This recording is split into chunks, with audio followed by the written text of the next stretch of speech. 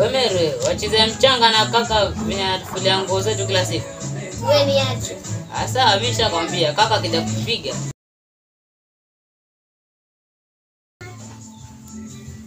Wewe. Wafanya nini? Naongea na wewe mwacho wako unakodolea kama komba. Wafanya nini hapo na kuolisha?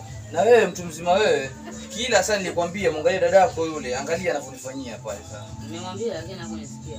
Kila siku naoshia nguo nyinyi. Mwajua hizo pesa natoa wapi nyinyi hizo sasa sabuni? Mwajua natoa wapi sasa sabuni?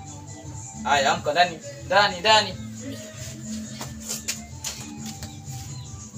Mama angekuwa huyu. Vipi ushasoma na wewe? Umesoma nini? Ushasoma, umesoma nini? Tokea umeanzishwa shule mpaka leo hujasoma. Umesoma nini kule ndani? Umepitia marudio kwa barabara wapita njia hivyo ukitembea kurudi hivi na hivi. Sikiza, elimu ni muhimu. Elimu ni muhimu. Usipeleke shule kule ukafuata nani ukasoma kwa ubao nyumbani usome. Elimu ni muhimu. Tuna sisi tutobutika na miguu yetu tuna sijui nini. Sisi hatukusoma, wewe mpata bahati umesoma. Sisi hatukusoma. Utaka kukosha wazungu miguu shida. Sitaki maneno mengi bwana. Ngoja mama aje. Wewe kwani ndo anilipia karo? Kaka wenda wapi?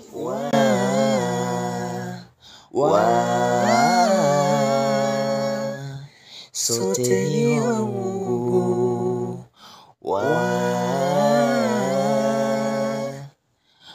Kidogo bingwa. Leo ndo nilikuwa kufunga skuli huko. Vipi kumeendaje? Kwa vizuri kaka. Au mpata marks ngapi leo? Namba 10. Ubingwa wote hapa juzi hapo nijibu vibaya mtoto mmoja namba 10. Afadhali mimi nilipata namba 20. Wewe unapata pesa ya njugu namba 10, namba 10 mko wangapi darasani? Mko 59 unapata namba 10.